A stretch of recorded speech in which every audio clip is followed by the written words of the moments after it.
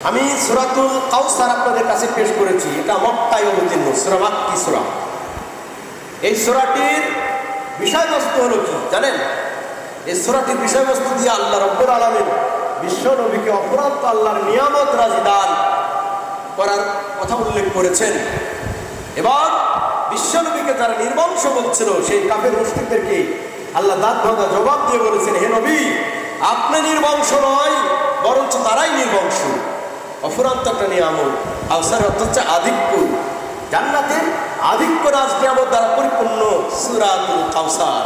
সবচেয়ে একটা ছোট একটি সূরা কোরআন কারীমের মধ্যে পরিপূর্ণ এই সূরাটি নামকরণ করা হয়েছে কাউসার, মানে আধিক্য বিষয়বস্তু, নাজ নিয়ামত দ্বারা পরিপূর্ণ জান্নাত।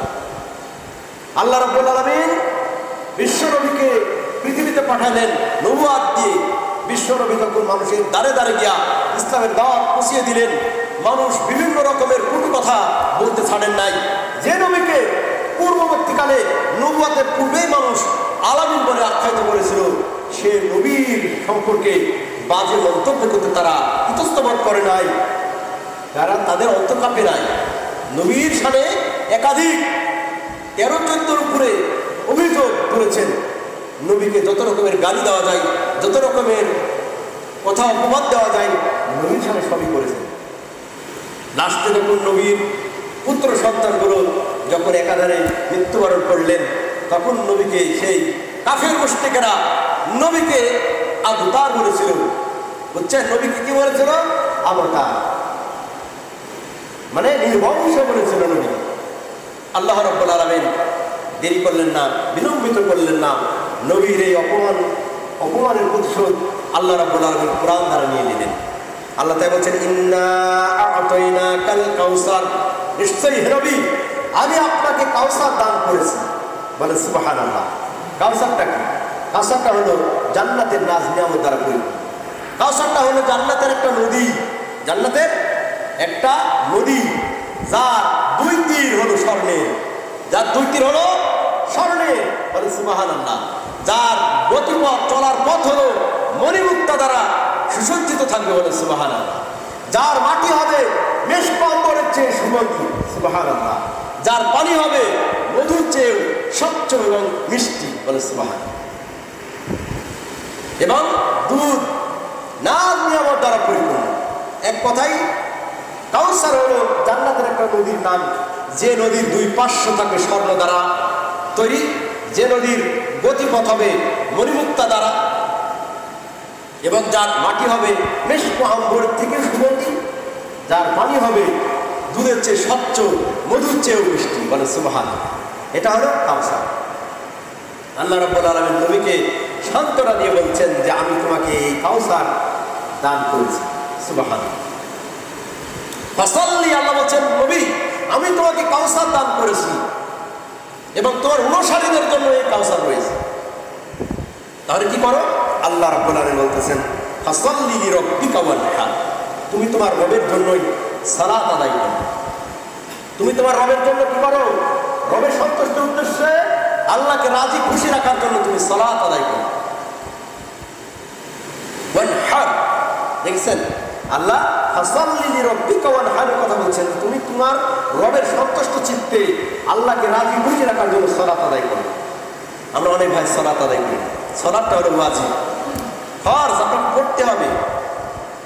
একান্ত পক্ষে যদি যতক্ষণ পর্যন্ত মানুষের তো ঠিক থাকবে, মেমোরি ঠিক থাকবে, ততক্ষণ পর্যন্ত সালাত আপনাকে করতেই হবে। আল্লাহ নবীর অবস্থা এমন অবস্থা ছিলেন, আল্লাহ নবী হুঁশ পেতেন না। যখন একটু জাগ্রত হতেন, চেতন হয়ে যেতেন, হুঁশ আসতো, জ্ঞান ফিরত, আল্লাহ নবী সর্বপ্রথম যে বাক্য বলতেন, হে আয়েশা সালাতের সময় কি পার হয়ে গেছে? সালাতের সময় কি হয়েছে? কথাগুলো বুঝতে পারছেন? সাহাবাদের 2 কাঁধে ভর করে বিশ্বনবী মসজিদে যেতেন। আল্লাহ, আর আমরা কি শুনি? বাড়ি বাড়ি মসজিদ হয়ে গেছে আমাদের, চত্বরে চত্বরে গোত্রে গোত্রে মসজিদ হয়ে গেছে, তারপরেও আমাদের সলিউশন। অত মসজিদ তৈরি করার পক্ষে আমি না। আমার কথা যে থাক, একটা এলাকা যদি একটা মসজিদ থাকে, একটা মসজিদই যথেষ্ট। আপনাদের আমাদের মধ্যে ঐক্য থাকতে হবে। মসজিদ পুড়িয়ে, মসজিদ ভেঙে আসলে এগুলো করা, মানুষ হাসে, কাফেররা এগুলো দিকে হাসে। আজকে মুসলমানের মসজিদ ভাঙছি, মুসলমানের বিপক্ষে চলে যাচ্ছি, কোরআন পড়িয়ে দিচ্ছি, এটা হলো রাজনীতির একটা প্রতিহিংসা, বুঝছেন? এগুলো করা কাদের জন্য কল্যাণকর নয়, কাহার জন্য কল্যাণকর নয়। এগুলো তো খ্রিস্টানেরাও করে নাই, এগুলো সেই জামানার আল্লাহ নবীর জামানার কাফেরেরাও এগুলো করে নাই। কাফেরেরাও কোরআনুল কারিমে হাত দেয় নাই, এভাবে পড়াই নাই। আজকে যেভাবে মুসলমানের প্রতি বিদ্রুপ পোষণ করে অগ্নিসংযোগ করছে, মসজিদে কোরআন পড়ে দিচ্ছে, সরকার করে দিচ্ছে, বলেন শান্তি কোথায়? খবরে গিয়েও শান্তি নেই। আমি যদি ভুল করি আমাকে দোষাইতে হবে, আমাকে আপনি ভুল করতে পারেন, কিন্তু একজন ভুল করার কারণে আল্লাহর কোরআনের ভুল প্রতিশোধ নয়। আল্লাহ কি করবেন? একটু ছাড় দিবেন, কিন্তু আল্লাহ একেবারে ছেড়ে দিবেন না। আল্লাহ ছাড় দিবেন, সুযোগ দিবেন, কিন্তু মনে করেন না যে একেবারে আল্লাহ ছেড়ে দিবেন। যখন আল্লাহ ধরবেন তখন আল্লাহকে বংশ একদম কুপিয়ে ছাড়বেন। কাজে এই সমস্ত কাজগুলো করা যাবে। কাফেরদের চরিত্র এরকম ছিলেন। আজকে কষ্ট লাগে, জায়গায় জায়গায় এক মুসলমান আর এক মুসলমানের উপর উগ্র হয়ে যায়, এক মুসলমান আর এক মুসলমানের উপর উগ্র হয়ে যায়, হত্যা সন্দেহ এগুলো করছে। অথচ আল্লাহ বলতেছেন যে তাকওয়ার রীতিনীতি আল্লাহ শিক্ষা দিচ্ছেন। আল্লাহ যে কথাগুলো আদেশ দিচ্ছেন সেই কথাগুলোর দিকে আমরা নাই। আসলে খারাপ বিষয়গুলো মানুষের মেন্টালিটি এরকম, বনু আদমের মেমোরিতে একটা সফটওয়্যারই আছে, শয়তান একটা সফটওয়্যার নির্ধারণ করে রেখেছে।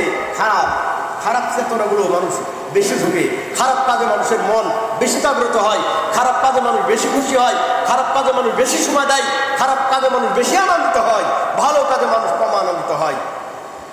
তারা আনন্দিত হয় যারা আল্লাহওয়ালা, যারা আল্লাহ ভীরু, তারা কিন্তু ভালো কাজে অবশ্যই অবশ্যই তাদের অন্তরগুলো আনন্দিত হয়। খারাপ কাজ দেখলে তারা অবশ্যই নিজেকে কি করে? ধিক্কার দেয়। আল্লাহ বলছেন যে হে নবী, আমি তোমাকে কাউসার দান করেছি, নাজ নেয়ামত দ্বারা পরিপূর্ণ কাউসার। ফলেই হে নবী আপনি সালাত আদায় করুন। আজকে আপনি 5 ওয়াক্ত সালাতের দিকে নাই, কিন্তু একটা নেতা যদি আপনাকে ডাকে, নেতার ডাকের আপনার অভাব নাই, কি করবে? না আপনাকে কিছু হালুয়া রুটি খাওয়াবে, না আপনার পকেটে কিছু 200 টাকা দিবে, কিন্তু আপনি নেতার ডাকে চলে গেলেন, সারাদিন ওখানে সময় দিলেন, কিন্তু আল্লাহর কালাম নাই, আল্লাহর কালাম ভুলে থাকলেন। আপনি নিজের ব্যবসাতে সারাদিন পড়ে থাকলেন, আল্লাহর কালাম ভুলে থাকলেন। নিজের জমিতে আপনি শস্য বপন করলেন, সারাদিন আল্লাহর কালাম ভুলে থাকলেন, নামাজ ভুলে থাকলেন, আল্লাহকে ডাকা থেকে ভুলে থাকলেন। আল্লাহ বলছেন নুকাইযুহু শাইতানান ফাহুয়া লাহু করিন। সে যে আমাকে ভুলে থাকলো, আযান হওয়ার পরও তার কাজ পরিত্যাগ করলো না, আযান হওয়ার পরেও সে আমাকে অনুসরণ করলো না, আমাকে স্মরণ করলো না, আমার ডাকে সাড়া দিল না। নুকাইযুহু শাইতানান ফাহুয়া লাহু করিন।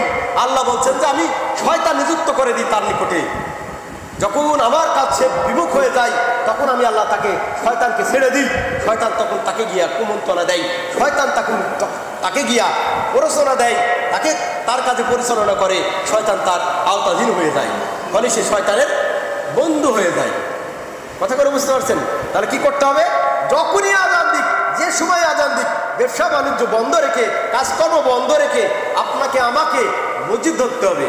মসজিদ যদি খুবই দূরবর্তী জায়গাতে হয় তাহলে অবশ্যই ওই জায়গাতে সালাত আদায় করতে হবে। আপনি যদি মনে করেন যে এখান থেকে গিয়া আমি জামাত অ্যাটেন্ড হইতে পারবো না, জামাতে যুক্ত হইতে পারবো না, আমার জামাত ছুটে যাবে বা আমার জামাতের না পাওয়ার সংখ্যা রয়েছে, সেক্ষেত্রে আপনি মাঠেই সালাত আদায় করবেন, মা বোনেরা বাড়িতেই সালাত আদায় করবে। এটাই হলো নবীর আদর্শ। আল্লাহ আদেশ করলেন ফাসাল্লি, তুমি আল্লাহ সন্তুষ্ট চিত্তে নামাজ আদায় করো। এটা শুধু নবীর পুর নয়, এটা সারা বিশ্বের মুমিন মুত্তাকিদের পুর, নবীর উম্মতের পুর। এই কাজটি আল্লাহ জারি করেছেন। আল্লাহ পরে বলেছেন ওয়ানহার, আল্লাহ সন্তুষ্টের জন্যই তোমরা কুরবানি করো। আল্লাহ সন্তুষ্টের জন্য কি করো? সালাত আদায় করো, নামাজ পড়ো, এবং আল্লাহকে রাজি খুশি করার জন্যই কি করো? কুরবানি করো।